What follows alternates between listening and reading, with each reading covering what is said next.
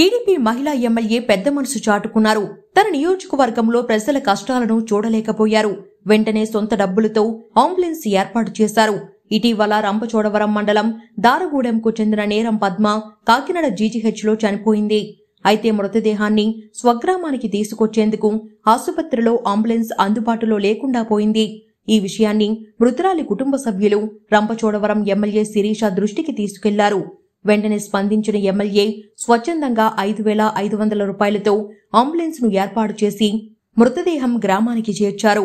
రంపచోడవరం నియోజకవర్గంలో ఇక నుంచి ఎవరూ అంబులెన్స్ అందుబాటులో లేక ఇబ్బంది పడకూడదని ఎమ్మెల్యే శిరీష నిర్ణయించుకున్నారు. దీనికోసం తన సొంత ఖర్చులతో ఓ అంబులెన్స్ ను ఏర్పాటు చేస్తున్నట్లు ప్రకటించారు. ఈ వాహనాన్ని ఆగస్టు 9న ప్రపంచ ఆదివాసీ దినోత్సవం రోజు ప్రారంభిస్తామని ప్రకటించారు. కాకినాడ రాజమహేంద్రవరం జనరల్ ఆసుపత్రిలో మృతి చెందిన వారిని స్వగ్రామాలకు తరలించడానికి, అనారోగ్యానికి గురైన వారికి ఉచితంగా సేవలు అందిస్తామని తెలిపారు.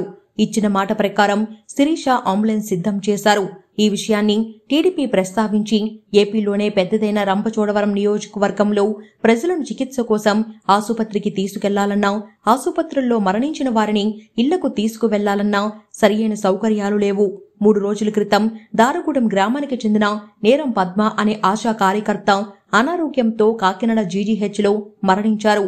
అయితే ఆమె భౌతిక కాయాన్ని ఇంటికి తీసుకువెళ్లేందుకు ఆసుపత్రిలో అంబులెన్స్ అందుబాటులో లేదు.